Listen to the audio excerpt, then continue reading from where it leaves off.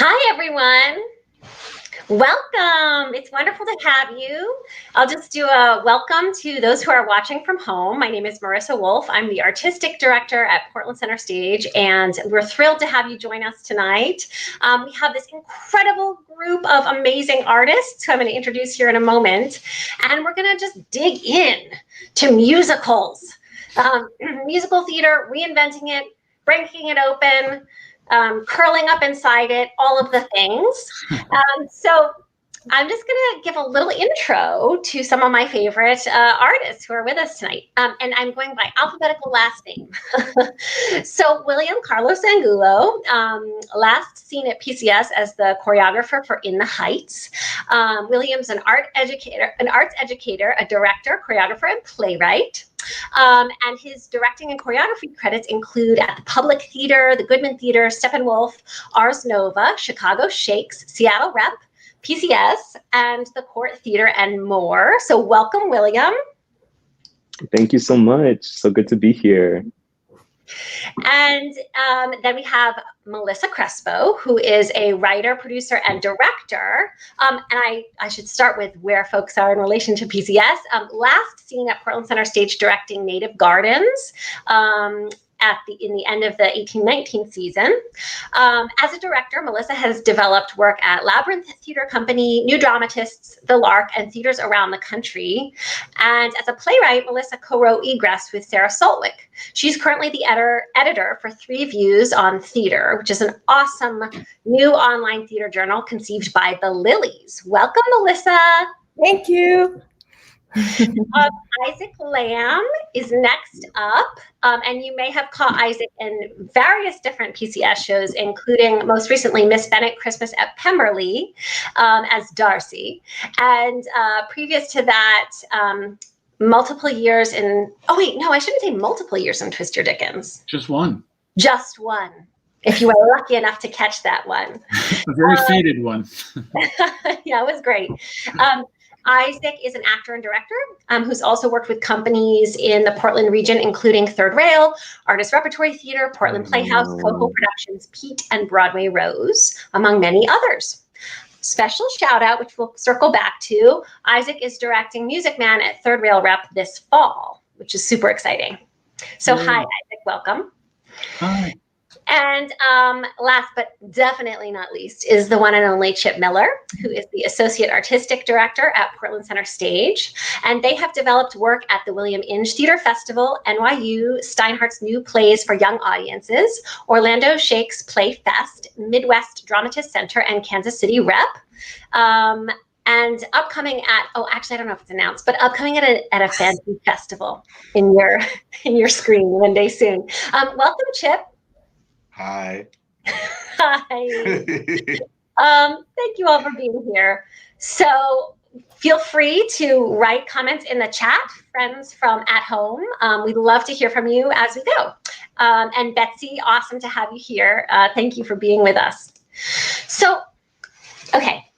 I'm excited to be with this group tonight. There are a lot of things that I have talked to each of you about in our own artistic practices together. And what a special moment to come together and kind of unpack and think about and imagine future work. And so I thought, well, we could start with the easy ones, but then I thought, no, let's just jump right in, shall we? So this is a book I love, Emergent Strategy by Adrienne Marie Brown. And it is, I need to reread it again. I mean, I have like a lot of underlines and stuff, but I read it was like a couple of years ago now. I need to reread it, but it's something that applies to every part of our life and definitely every part of our, the work we make in theater, I think. And so this is what Adrienne Marie Brown says about, I'm thinking of the word reimagine that we used in the title of this panel. And this is what she says. I learned in school how to deconstruct, but how do we move beyond our beautiful deconstructions? Who teaches us to reconstruct? Mm-hmm. How do we cultivate the muscle of radical imagination needed to dream together beyond fear? So what I want to open us with, because I was thinking like, I should look up a definition of reimagine or reinvent. And then I thought, well, let's let's go to Brown for that. But also, I want to ask you all, what does reimagining mean to you as a theater maker when you're making work, as a director, writer, choreographer? What does that mean?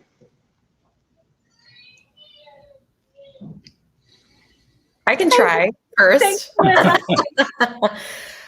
I love this question because it tackles a lot of things happening in our industry at once. And in thinking about musicals, it makes me also think about folks like Shakespeare, who were constantly reinterpreting and reimagining. And I think particularly with musicals, in reimagining, I think as artists, it's all about recontextualizing. Mm-hmm. Context is everything. A context changes our lens. Like now we all have the shared experience of living in a COVID pandemic that we've never had before. And it's recontextualized literally every piece of work we touch on, whether it was written before COVID or after COVID. And so, I hope that lens challenges all of us when we're thinking about what we're creating, and realizing that lens for every character, for every set design, every costume design, every single thing of the play world that we're creating needs to be carefully considered through a careful context, which is how we can imagine it. So that's what I think about when I heard your excellent quote. I love that, Melissa, and I'm writing down the word recontextualizing. Mm-hmm. That's a lot of what we do when we're working with texts, when we're working with musicals or plays that already exist. Because I think like at PCS, even in terms of our programming, you have to ask, why this play or musical now? Yeah. And if you don't have an answer to that, you probably shouldn't program it. Agreed. Yeah, thank you. Other thoughts? Oh, William, I think you're on mute. Classic. I think, it's really, the word reimagining, and then also this beautiful definition that you brought forward implies that the thing already exists, right? And talking about, or that it has already been imagined. And thinking about reimagining as a response to deconstructing, kind of has this sort of very academic feel to it.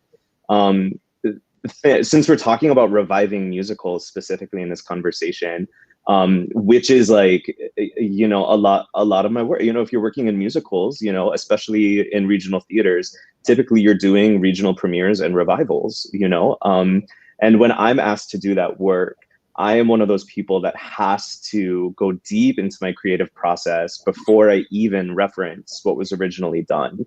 If I can help it, if I can help it.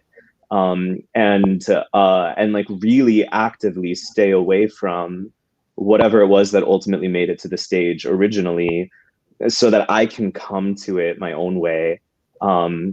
So yeah, I really love this idea of, right, like recontextualizing, because I think that's what I do too, kind of in my own way. But I think I'm typically fighting to be the first to imagine it, at least in my mind, to not have somebody else be the one who's imagining it for me, or be relying on somebody else's imagination, which is hard. It's really hard, especially when some of these shows like really exist as like a cultural pillar. It's really, really difficult. And some of them it's just like you can't help it. It lives and breathes in our culture, and you can't help it. William, I love so much what you're saying about actually like going internal as you're trying to frame out what you want to do with a project. That it's that the experience has to start in here. That's where the reconstruction, of something that exists, it begins. That's beautiful. I'm really moved by the notion of what Melissa said about, I was going to mention Shakespeare too. I sort of think of these kind of old warhorse musicals, like The Music Man, for instance, as sort of a classical text. I mean, in terms of a fairly recent art form like musical theater. But sort of these foundational pillars, like William said, of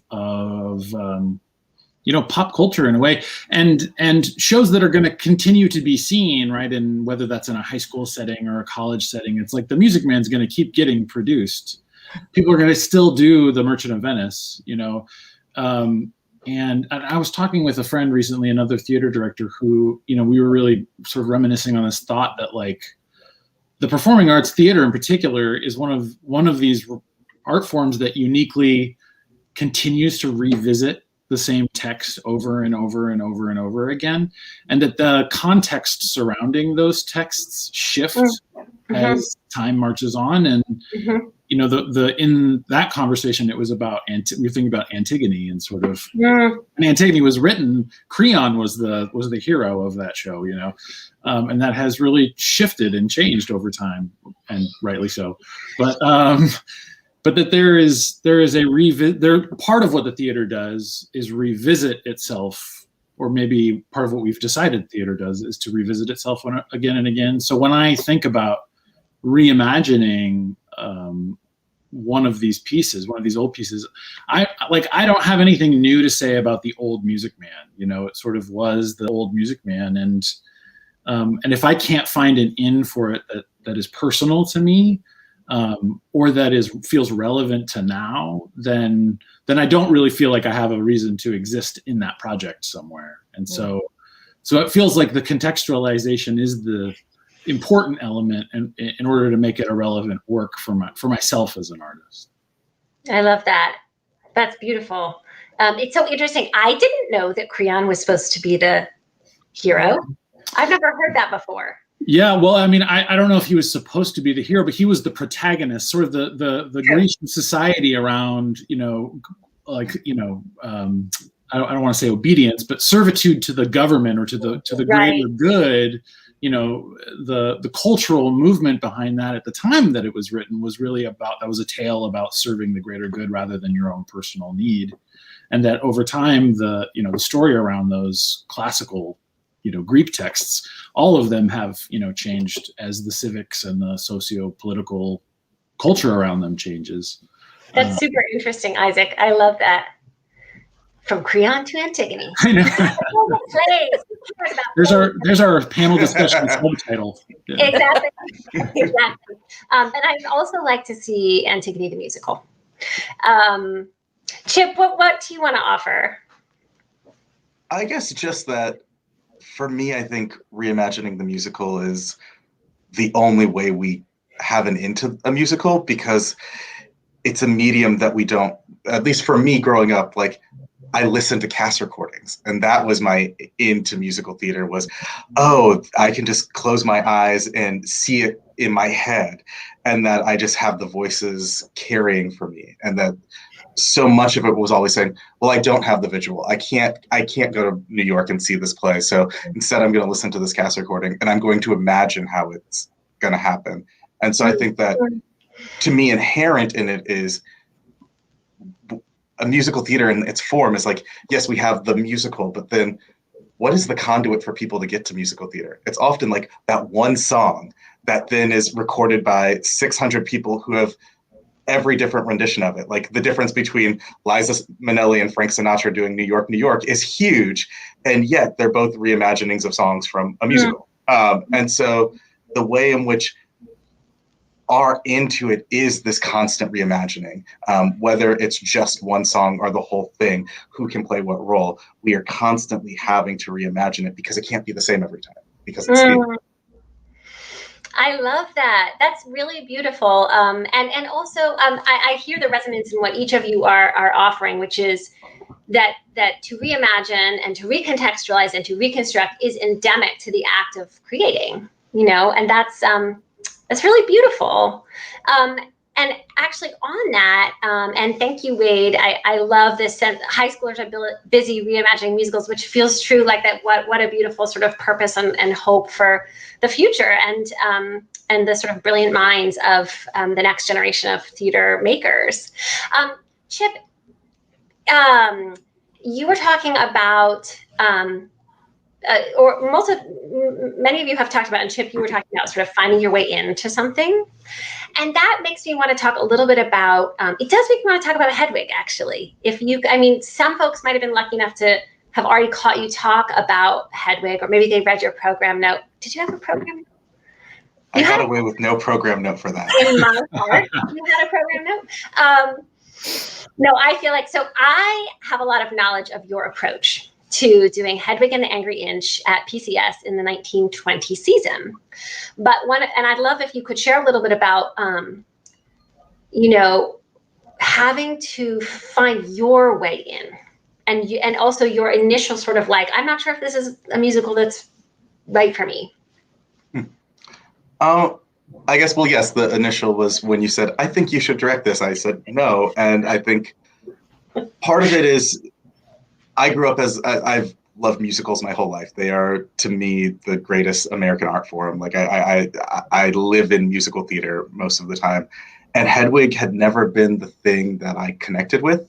I think it's because I had my own issues about what I could access inside of that story, and that it was scary. And it also felt far away. It was this German person, and it was very white and very, like, it just felt like everything that my world was not, and like rock music. And I didn't know how to get inside of it. And so I just, for a good month, just walked around, and everywhere I went, I just had that cast recording in my ears. Like every waking moment was just like, how can I let the music just wash over me, so that one, I can master the score and feel like, okay, I understand all of the intricacies, because there's so much depth in musical theater to be mined, but also to start having that vision when I heard the songs of like, what do I see? What do I actually, where does my mind go? Where if I'm washing the dishes and I'm listening to it, where does my subconscious take me? What are textures? What are colors? What are feelings? And just trying to allow the material to speak to me, because I think that all I'm trying to do is listen to it well enough to translate that into something tangible on stage. And with Hedwig, it started to, like, the punk elements of it were really what excited me, and the formal idea of this is a concert, and how do I get inside of that? And then it was, well, what's the concert I want to go see? What is that? What is the production of Hedwig that if it existed when I was 15, I would see it and say, oh, that's what it's about. Now I understand this play, because I don't think I did when I was 15. Thank you so much for describing that process. I find it very inspiring and moving. Also because you described something about the way that I think as artists, like we're not meant to just have all the answers. You know what I mean? That there is a sitting with material, and there is a letting it in that is actually part of the profundity of the discovery process. So I just love that so much. And thanks for saying yes to that musical. Thanks for asking. William, I'd love to ask you, so, I feel lucky that we've had many conversations, I think, around like the golden age of musicals, and sort of your hunger to get in there and pull them forward and make them relevant, and to recontextualize, as we've been saying. I have felt really inspired by that and excited by that, and I can't wait to do that work with you at PCS. I wonder if you could share one or two of those musicals that have been kicking around in your heart, that you look forward to directing and sort of pulling up to the now. Yeah, oh gosh, there's so many. Well, I love, I mean, like you said, I really love golden age musicals. I really do. Like, I don't know what it is about them. I think a lot of it probably has to do with the fact that, like, so many of us that came up on them, they were on TV. They were also, like, my family loved musicals. So, like, whenever White Christmas was on TV, like, we were watching that. Whenever, like, I think also, like, I was coming up at the time when, like, Disney was doing, like, a Sunday night special, and they finally put the Brandy Cinderella on Disney Plus. Thank God. It was, like, another one of my favorites. Like, I know every single word to that. to that Rodgers and Hammerstein musical because of Brandy and Whitney Houston, you know, and Paulo, of course. But I think we've talked about this ad nauseum, but Singing in the Rain was always really special for me. And a lot of it is because Gene Kelly looked like my dad, you know, and a lot of these like old Hollywood stars, you know, like the way that they would do their makeup, the way they did the color balance, they all had this dark skin and this black hair, you know? So like, I was always looking at those guys being like, that's my family, that's me, you know, especially Gene, because like, I was told when I was really young that he was little like me, and I'm little, I'm 5'6", maybe 5'7", but like, and Gene Kelly was too, you know, he was little like me. And so I was always looking at him being like, wow, like that, okay, so like that's me, that's my dad, like that's my family. And then the rest of it would just sort of blossom from there. You know, like I was always inserting my community into these shows. I was always seeing myself. I was always seeing my story. And then like as I would get older, I think the first time I ever saw Singing in the Rain on stage, I was like, wait, you got it all wrong. Like that Don Lockwood is Latino. Like, didn't anyone tell you? Like he's like mixed indigenous. He's mixed indigenous. He's not this like blonde that you got playing like in the show, you know? And so, you know, like I have always, and then the other thing too, you know, is that I think oftentimes we see musicals that are reimagined, right? And oftentimes like reimagined in a really big way, where I watch it and I'm like, wait, you took the show away, you know, or like you took sort of everything that was really beautiful about the show and it's gone, you know, or I guess that is to say you didn't trust it, or maybe you really didn't love it, you know, like maybe you really didn't love this show to begin with. And I think, you know, we talk about that a lot, Marissa, you know, like what is it about this show that I love so much that I want to be putting on stage? For something like Singing in the Rain, it's this music and this dancing, like, oof, this music and this dancing is so incredible.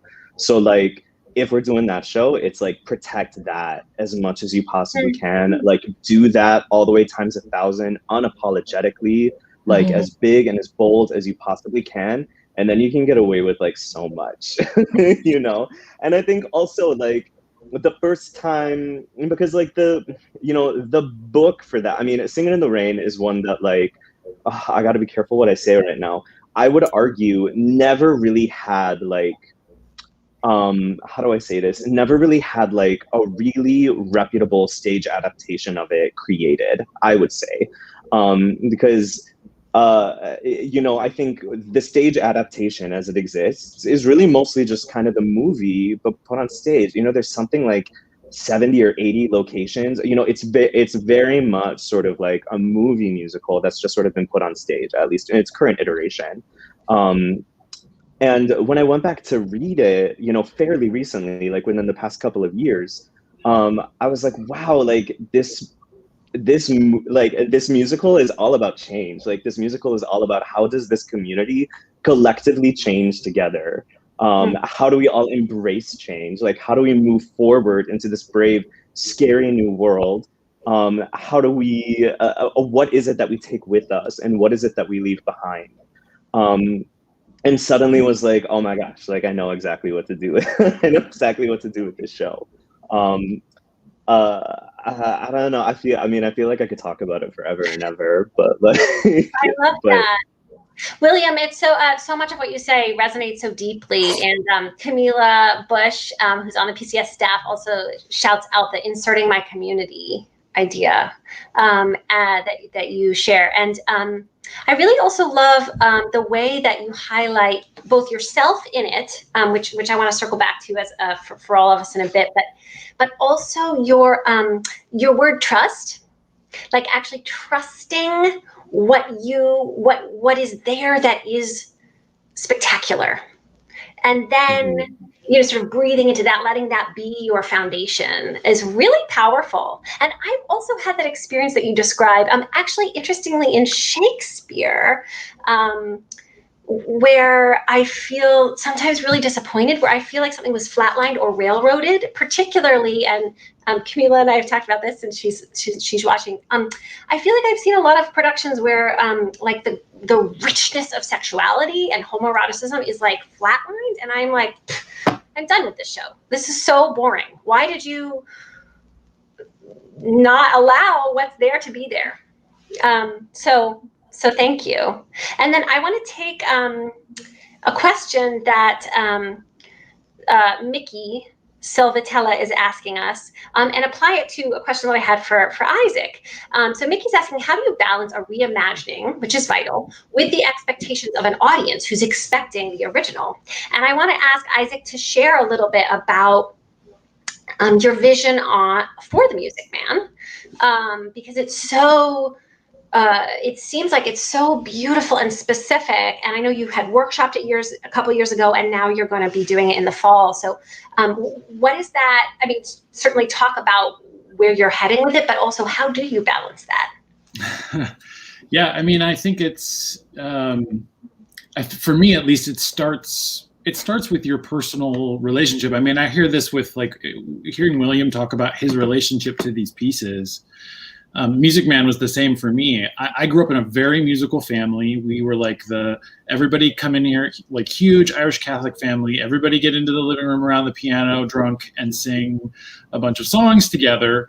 And that was like a tradition that, was sort of passed down generationally from my grandparents and my great grandparents. And so, we have a medley of old timey songs that we call my family's name is Porter. They call the Porter Family Medley. And it's like all these, just like the kind of music you would hear in Music Man, essentially, all of these kind of like old timey ballads and stuff. And so I kind of grew up in this environment where it was kind of slapdash, it was like, okay, you just pick this harmony out of the air. And my grandmother, who, God rest her soul, just passed away a couple of days ago at 94.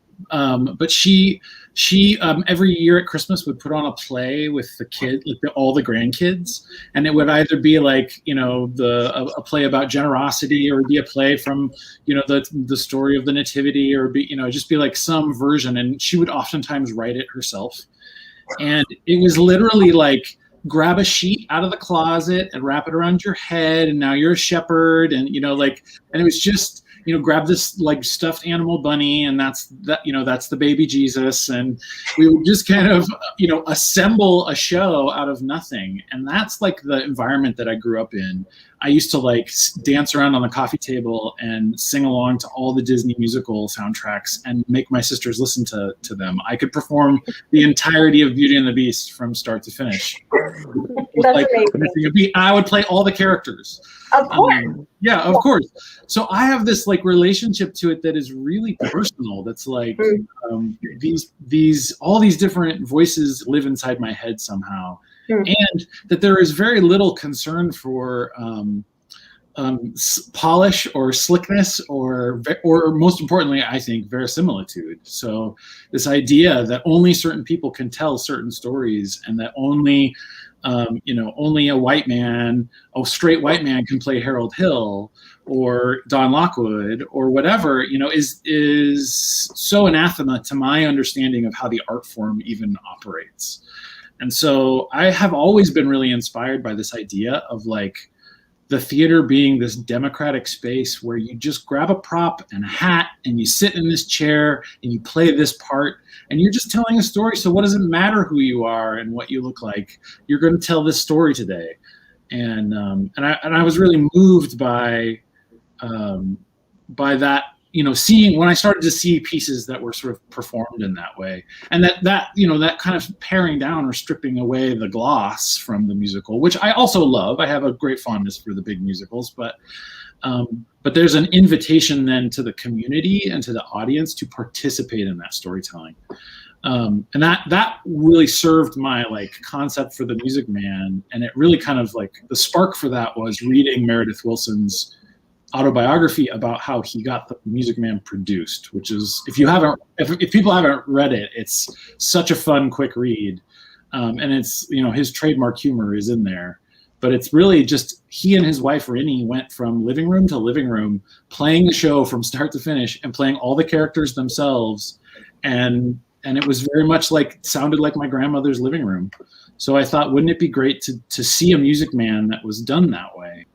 And then at the same time that I was kind of trying to figure out how I was going to get a pared down, like, my idea is, it's the barbershop quartet and Harold and Marion. That's all it is. And the quartet plays everybody, and Harold and Marion play themselves.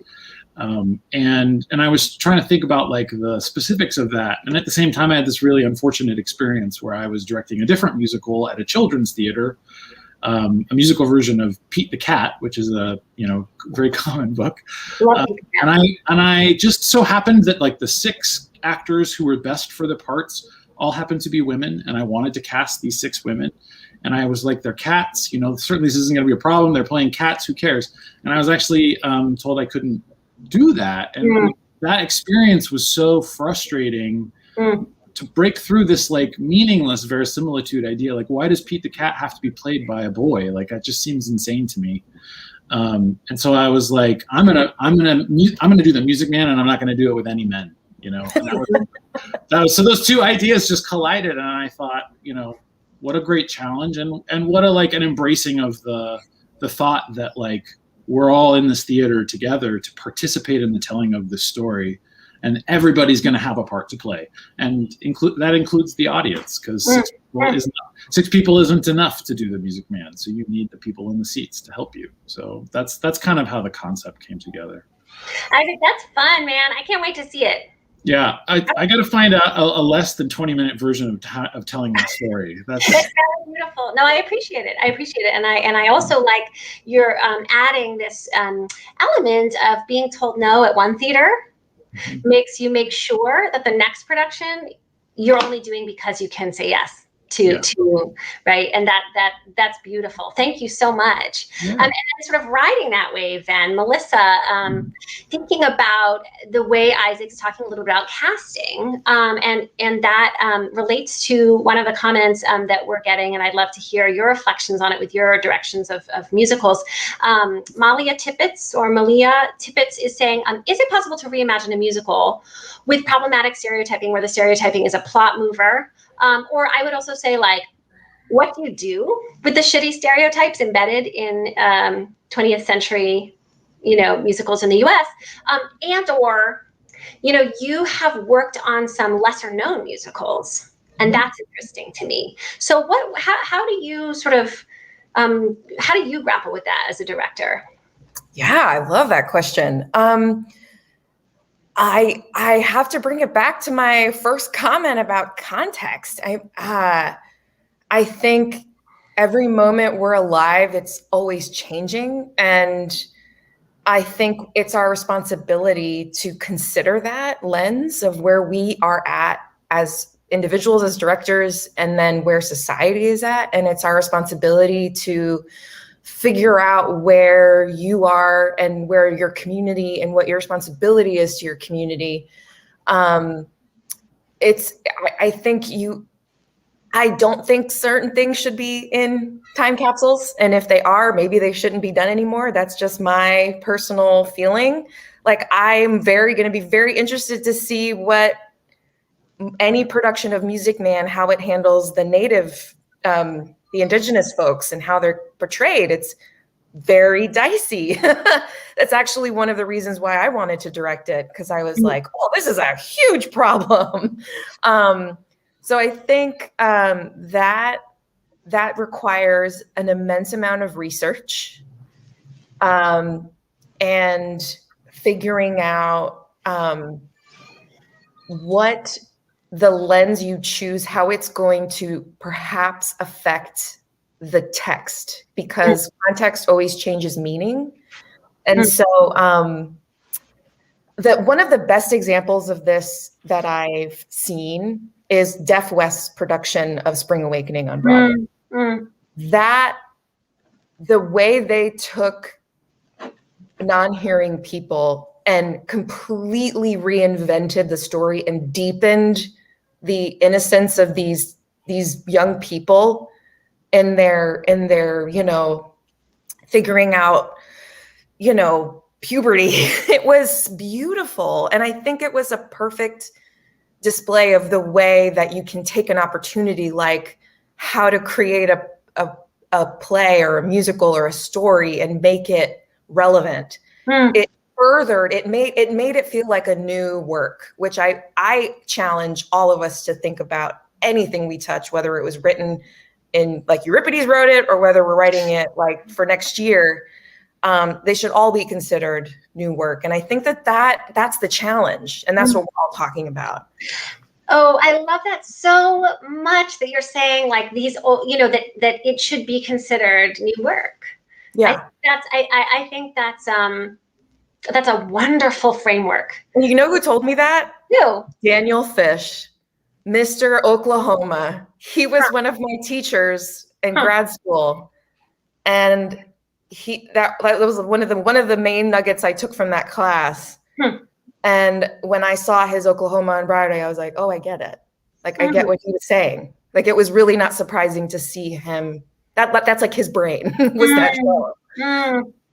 That's cool. And it puts the, right. It's like the piece doesn't exist without the, you know, artist breathing life into it. So that's really beautiful. I want to just shout out Nicole Lane, who's given a lot of love in the chat.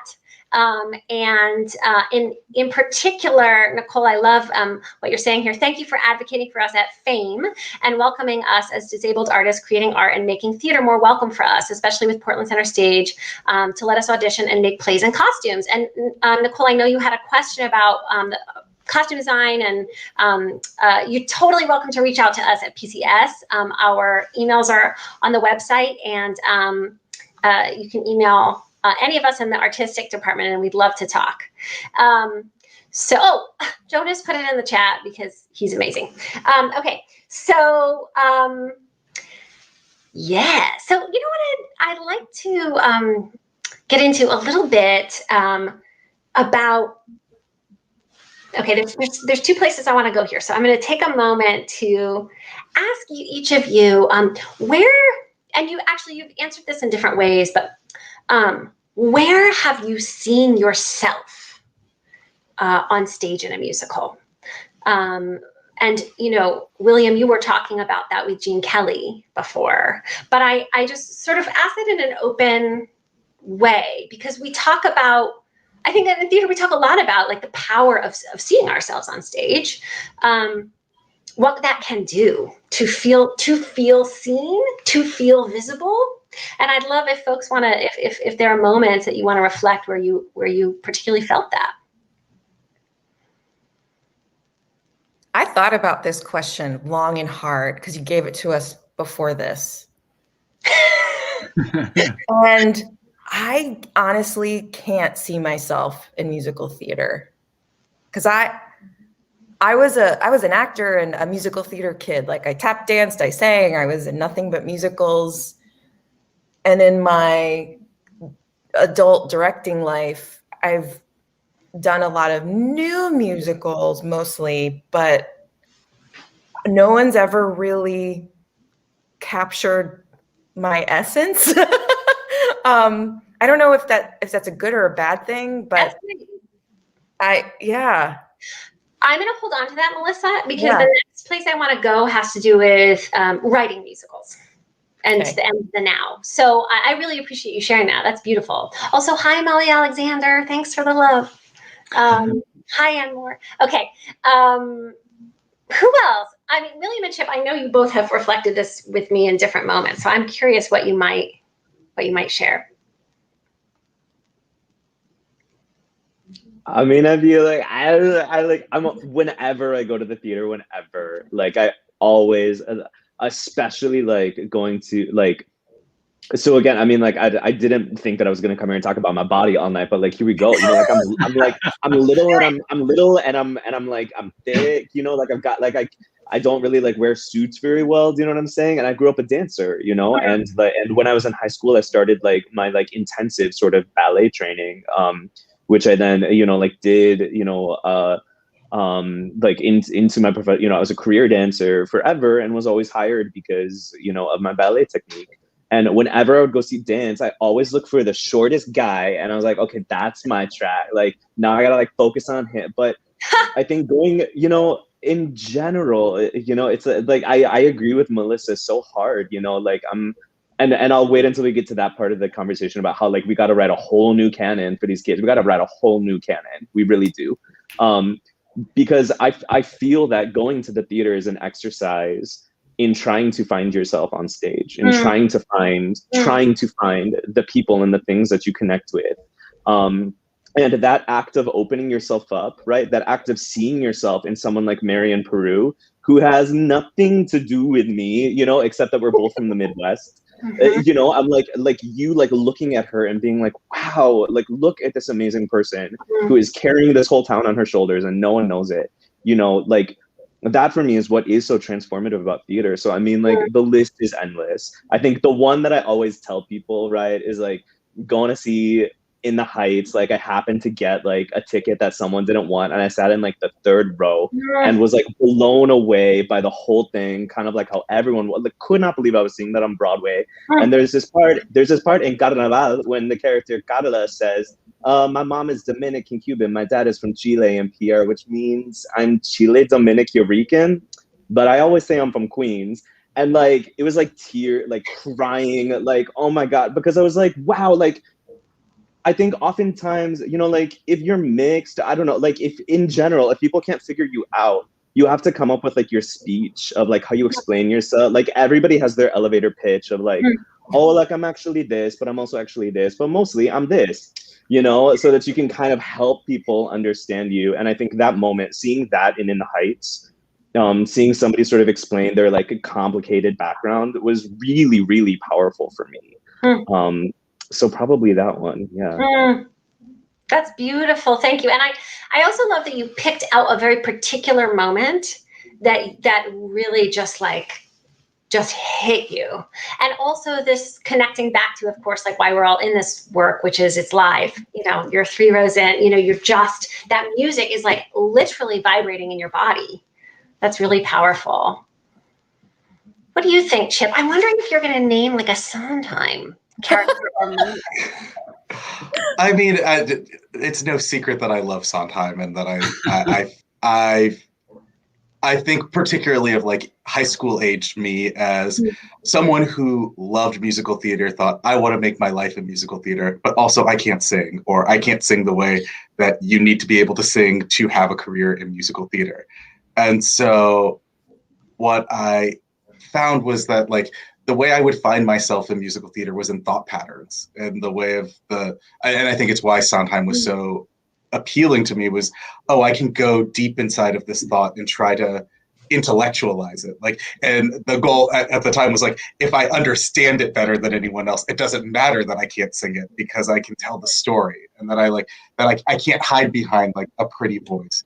And that I think, I don't know if there's like a single character or a single idea of musical theater that I saw myself in, but I think it's often in performers that I find myself seeing myself in musical theater. But I think like young me seeing Patti LuPone and like clips from like Anything Goes and Evita, and thinking like, oh, she's doing something that I understand. I can't name what that thing is, but there's something inside of this that is really appealing to me.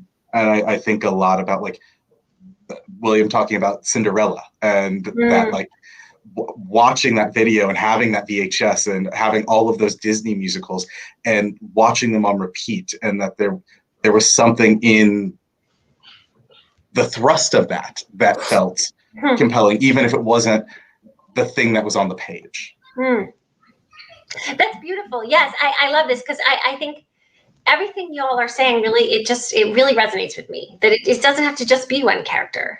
It's something, and I love Chip. I love that it's such a director's perspective, that as a young person, you were like, if I can't sing this stuff, I'm just going to like understand Sondheim's thought patterns, and then I'm going to do these plays, you know, like, I just love that so much. And that is true to my experience of how deep your knowledge is of the way thought and logic move through his lyrics. Like That's really cool.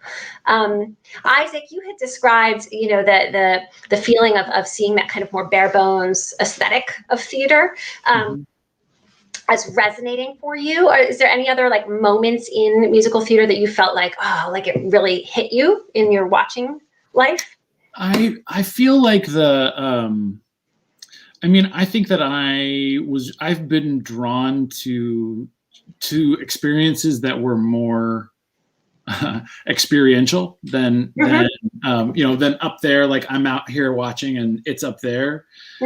And I guess I want to say two things. One is that's sort of my, I think, aesthetic as a director is I like to create experiences more than I like to create, a perfectly, shaped thing for you to watch. I like to find ways to get the audience on stage, and I like to find ways to bring the environment off the stage. And so that stripped down aesthetic, I think, like in a warm and not intimidating way, like invites participation, right? And I feel like that's what I want. That's what I want when I go to the theater as an audience member, is to feel involved and not just a witness, but like an involved part of the experience. Yeah. I love that. I think that's so gorgeous. And then I want to ask, like, but do you ever get that like heart pounding feeling where you're like, oh God, but please don't look at me? Or are you like, look at me, I'm here? I don't always I do get the heart pounding feeling sometimes, but I'm also an actor. So I'm always like, where's center stage? Where's my light? Is this my light? So I feel like I have both things in me, certainly. But I think that like audience participation gets this bad rap because we think of it as like pulling someone up and doing a trick on them, you know, or like, here's a way I'm going to make you kind of look, you're going to be a prop to this thing that I'm doing. And I'm way more interested in like, how can you be involved, like endemically involved in the storytelling of this moment? Yeah. And that feels to me like what if we're not doing that, then what are we doing? Like, we should just make TV shows. Yeah. I love that. That's beautiful. Thank you. Yeah. I want to like concur that I have.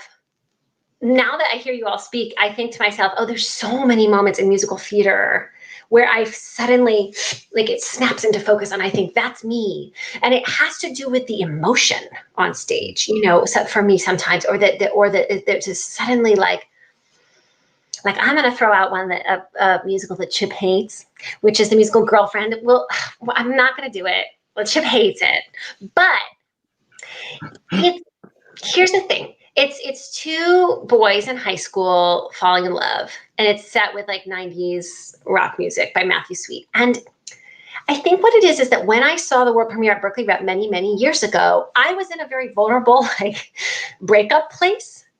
And I was like, I feel like I wept the whole time because I was like, I had those two boys in high school. Like it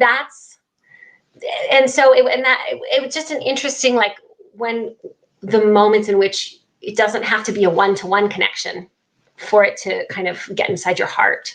Let me shift gears in our last 10 minutes. Let's talk about rewriting or writing musicals, period. So,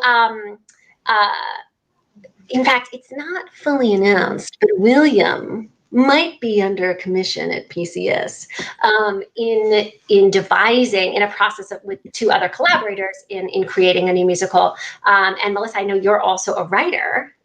And so let's talk about that. Like, William, you were saying, yes, we need to write the future that we want to see on stage. Like that there's just some ways in which like, we're sort of like, we're over it, like even just working on some of the Music Man, just some of the book scenes right now, boy, I'm like, we got to rewrite this shit. I mean, like it's, woo, there's some stuff in there that you're just like, ugh, how do we play against the misogyny of this line, for example? And so just yes to all things new and new plays and new musicals, but then also like, what is that journey? William, maybe you could talk about like what draws you to a collaborative process of writing and devising for the musical form. For sure. Well, like I love, this thing that you're calling devising. I love it. Like this is how I came up in theater. Like I of course, like was an ensemblist, and then I cut my teeth in Chicago, which is like ensemble, ensemble, ensemble, ensemble. Mm. And this idea of having the power distributed like that, it's like this is all of us going on this journey together. And I happen to have this title because like that's the job that I'm going to be performing. But this is actually up to all of us to get this boat to shore. Is so attractive to me. I think devising for me is I'm like listening to what Isaac is talking about and like resonating so hard with it, because it is this idea of asset-based creating. Like what do we have? We have all of our minds, and we have this space, and we have the items in the room, and we have like not just my history, but the history of everybody in my lineage that came before me, who's all behind me, rooting me on super loud in my ear at this exact second. So like, how do I take that and bring that into this space? Like, how do we all get in here and tap into something that is deeper than us, more ancient than us, and put that on stage? And typically, right, when you trust the people around you like that, when you just give the people around you this implicit trust, you find that everyone around you, like has all of this magic that you don't necessarily have. And then like you have all this magic, and all of that said, like it does come with an enormous amount of prep work, right? So I think, devising also begins, like you were talking earlier about how like we don't have all the answers, like we're not expected to have the answers. And I think oftentimes as like director, playwright, choreographer, music director, etc., like we're so taught this culture of supremacy in which like you need to know the answers. Like the actor asks you like, what is my intention here? Or like, where do you want me to stand? And like the answer is like, I don't freaking know, like try something and then we'll figure it out, like it's just like, what is your impulse in this moment? Like, what do you want to do? So beginning the process like that, Moises Kaufman calls it having a hunch, right? Like, what is your hunch? Like, I have encountered this thing, or I have felt this thing. And in this one case, right, like it was my girl Micha Rodriguez, which you all need to listen to her music online right now because she's incredible. Was like, yo, I want to write a musical about my dad. Because like my dad, like I grew up with like my dad listening to Barbra Streisand and like watching my dad cry while he watched it, and she was telling me, speaking of these moments about like where you see yourself on stage, that she was watching a show at the Public, a Shakespeare show, and now I can't remember which one, where she watched these two men have this really intimate relationship, and she was like, whoa, like I've never seen and they were Puerto Rican men. She was like, I've never seen two Boricuas men like having that kind of like intimacy on stage like that. And like, whoa, like why isn't this on stage more often? And I was like, oh my God, Micha, I've been wanting to write a musical about me and my dad too. And just like, yeah, like both of us, like I just like have this vision of like him upstairs, like in bed with like my mom, like keeping her awake with his sleep apnea. And then like me in the basement in bed with my partner, keeping him awake with sleep apnea, just like I don't know why, but like I keep on seeing this thing happening. And like out of impulse, we just reached out to our friend Isaac Gomez, and we're thinking about like devising a musical together. And he's like, I've really been wanting to write a musical about my dad. And we were like, okay, so like we're doing this and we're gonna make this happen. So at the moment where we are in this phase, right, is like we have this hunch, we have this community felt thing that, and we know that there are embers there. So like our next step is like we get into the room and we blow on those embers so freaking hard, and then just keep on stoking that flame. And again, like the thing that's so exciting to me about devising is that like the pathway isn't, like, I mean, I've made like a million musicals at this point. I think I've choreographed something like 51 musical, like I know how to choreograph a musical. I know how to direct a musical, but like you get to throw all of that away and just like trust that all of that is in your bones and just come into the room with these people and stoke each other's energy. And I think that's why, like my focus has, like so much of my focus is on creating new musicals, and not just creating new musicals, but not just reimagining the musical, but reimagining the process of creating the musical. Wow, William, that's so gorgeous. I love that last sentiment, actually. And because you started with the sort of dismantling of the hierarchical and white supremacist system you're so right. I mean, that feeling of like, I'm supposed to know. And that's it's boring. It's boring to have the answers in the rehearsal room. Like, so I love that. And I also just want to highlight your word hunch. Feels like just to move in the space of having a hunch is really beautiful. And also embers. Yeah, I just love that. And Melissa, how about for you with your writing? Like what where does that dovetail with your, with your interest in and relationship to musicals and like saying something now? Yeah. Sarah Rule once told me, if you're obsessed with it, keep going. The minute you're not, get out of there. And that's what drives my writing. And and actually, it's funny that you mention it. The next project I'm working on is a play with music, because maybe it'll be a musical. I don't know. But in thinking also about when I've seen myself, I was reconsidering as you were all talking, and I've seen myself in 2 plays with music, whatever that means. I'm glad you highlighted that, because it is like in terms of the lineage and progression of musical theater, that's absolutely in that world. Which I feel like plays with music is a little more in vogue lately, and we're starting even to see TV shows that suddenly have, dance breaks. So it's the musical genre phantasmagoria of the beauty of that, of when you can't talk, you sing, when you can't sing, you dance, is being now brought into everyday life. Thanks, Lin-Manuel, for our obsession with Hamilton. So I think it's great. But I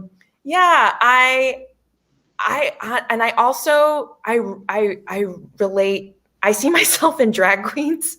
I'm a queer person who didn't come out until 35, and that pain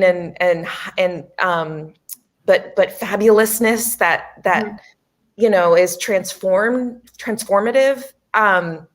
I connect with that so much, and I think drag queens and drag culture queer culture is so is a key for me, and camp is a key for me into figuring out where I fit. Like I directed the last show I directed before COVID was Promenade, and I made Miss Cake a drag queen, because I felt like Irene Fornés wrote that role because she's talking about gender and what makes a woman, and these men are lusting after this stripper who pops out of a cake, and it's like, well, what if it's a drag queen? And that whole exploration into that was where I saw myself and felt seen. And my mom came and she was like, oh my God, what is this? I was like, this is my brain. Welcome. Yeah. So I'm very into drag being more mainstream now, and just the acceptance of camp and infiltrating our whole lives, and how that can all affect us and make our lives better. Like Chip's pink light behind him. I mean, come on. Yeah. I love it. That's so beautiful, Melissa. Thank you so much. And again, it's very beautiful, because you're talking about both reinventing and creating from, like, just creating from the new, and that again it centers in the self in the most beautiful way. Yeah. But then also, to me, it connects back to something William said, which is, I don't know if I'm gonna get it right, but it's something about, we're all on this, like we're on a boat, and we have to all work to push the boat to shore, or something like that. So to me, what I hear so much of everyone reflecting on is both the individual and the collective, and we're going to wind down here, although I do want to acknowledge Charles Grant's beautiful question around sort of collaborations with designers in the sort of musical process, et cetera. And I'm just going to nod to that beautiful question in the sense of like of the collective spirit of creation. In our last minute, let's what I'd like to hear from each of you is when we get to this shore, when we get to that other shore on William's boat, and we've got the materials in it, right, to rebuild on the other side, to build anew, with vaccines coursing through our bodies, and in a different, perhaps, approach to life and the world. What are we taking with us to that other shore? And I just leave that really open. I mean, in terms of our theater practice, in terms of the work we're programming or producing, or in terms of how you hope to show up in the room, like what, and it doesn't have to be like long since we're ending here, but what are you going to take with you on the other shore?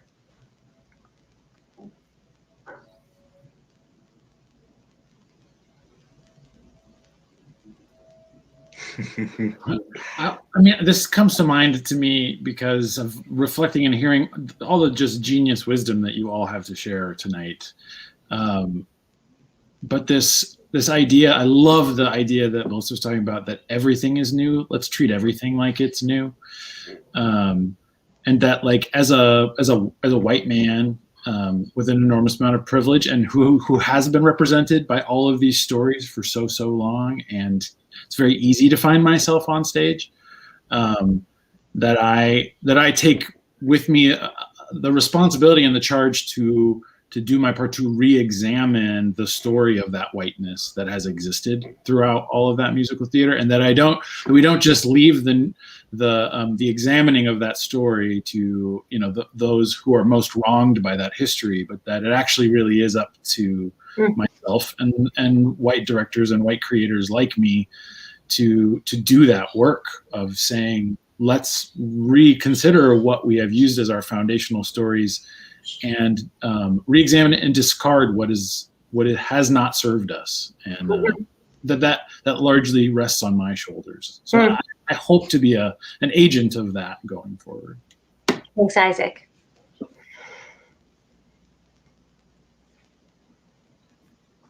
I guess for sorry, go Chip. Go ahead. You okay? I guess for me, there's just the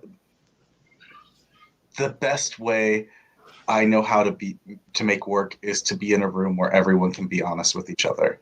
And I don't know if that will change in the new world. I think it's still, how do I create a space where we can all trust each other and we can all be honest?